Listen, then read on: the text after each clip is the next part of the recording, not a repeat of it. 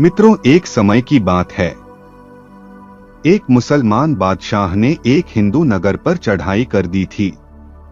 धन संपत्ति लूटने और इस्लाम धर्म को फैलाने के लालच में हिंदुओं के शांतिप्रिय नगर को चारों ओर से घेर लिया था और अचानक उन पर आक्रमण कर दिया था। विनाश की काली। वह सब उस नगर को जल्दी जल्दी लकसोट लेना चाहते थे। उन सब ने हिंदू नागरिकों को अपनी खूनी पंजे में कस लिया। उन हिंदुओं पर एकदम से भयंकर विपत्तियां आ पड़ी। दुष्ट हैवान उन पर हर प्रकार के अत्याचार करने पर तुले हुए थे। वह एक भी हिंदू को जीवित छोड़ना नहीं चाहता था। परंतु ईश्वर की लीला बड़ी विचित्र है। मेरे प्रियदर्शन बंधु कहते हैं, कभी कभी नास्तिक और अत्याचारियों के मन में भी दया और सहानुभूति जागृत हो उठाती है। ईश्वर की कृपा से उस हैवान के मन में भी दया का भाव आ गया। उसने सोचा, हिंदू पुरुषों से मैं जरूर नाराज हूं, पर उनकी औरतें ने भला मेरा क्या बिगड़ा है जो मैं उन्हें दंड देने जा रहा हूं।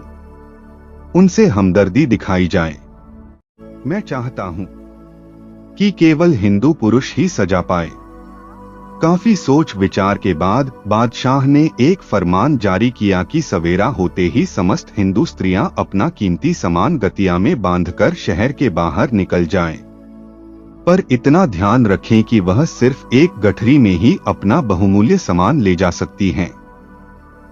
एक गठरी के अतिरिक्त और कुछ नहीं ले जाने दिया जाएगा। वो रात में अच्छी तरह सोच विचार कर ले कि कौन कौन सी कीमती वस्तुएं वह बचाना चाहती हैं और कौन सी रखना चाहती है।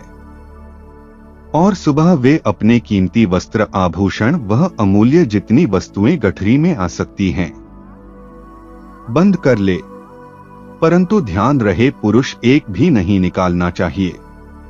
प्रियदर्शकों, इस प्रकार बादशाह का फरमान सुनकर सारे नगर में हलचल मच गई। प्रशंसा करने लगे, कुछ अपनी कीमती वस्त्र आभूषण इकट्ठे करने लगे, तो कुछ स्त्रियां अपने पुरुषों की खैर माना रही थी और सब बस यह सोच रही थी कि क्या चीज ले जाएं और क्या छोड़ दें, कौन सी चीज सबसे कीमती है, दुश्मनों से पहले किसकी रक्षा करना ठीक रहेगा।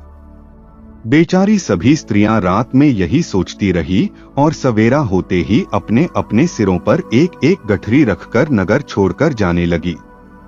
किसी की गठरी छोटी थी तो किसी की गठरी भारी थी।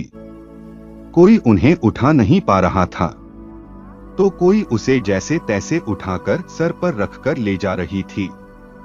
चलने पर उनके आप पैर कांप रहे थे। तभी बादशाह के मन में एक शंका उठी कि इनकी गठरियां इतनी बड़ी क्यों हैं? इनमें देखना चाहिए कि आखिर इतनी कीमती चीज क्या है जो इसे ठीक से ले जा भी नहीं पा रही है।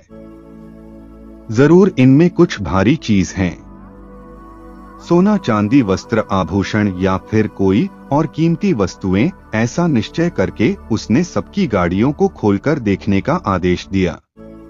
बेचारी सभी हिंदू स्त्रियों ने अपनी अपनी गठरियों को उतारकर जमीन पर रख दिया।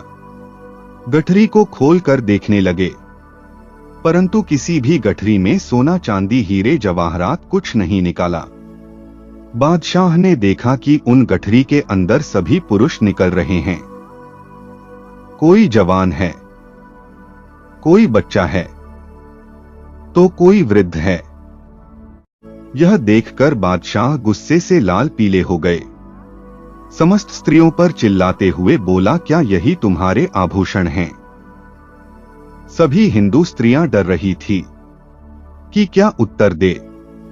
वे सब अपने अपने पतियों को गठरी में बांधकर रक्षा की दृष्टि से लाई थी। बादशाह ने और सख्त आवाज में पूछा, इन पुरुषों को तुम क्यों छुपाकर भाग रही थी?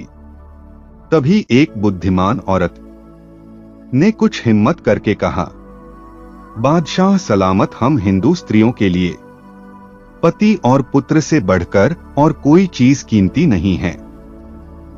हम पति के बिना सुख नहीं चाहते हैं। बिना पति के सुख की कामना भी नहीं करते हैं। बिना पति के धन का कोई मूल्य नहीं है। हमारे लिए पति में ही सब तीर्थ समाये हुए हैं। पति ही सर्वधर्म में है। वह स्त्री को पति की पूजा से तत्काल मिलता है। जितना सोचा उतना ही चिंतन में डूबता चला गया। कितनी ऊंची बात है। एक बुद्धिमान महिला की बातों ने उसे हैरत में डाल दिया और बादशाह ने अपने सैनिक लेकर वापस चला गया। मित्रों, इस कहानी समय पता चलता है कि एक स्त्री के लिए सबसे कीमती उसका पति और पुत्र ही है। मित्रों, यदि जानकारी अच्छी लगी हो तो लाइक करें, कमेंट करें और चैनल को सब्सक्राइब करना ना भूलें। जय श्री राम। हर हर महादेव।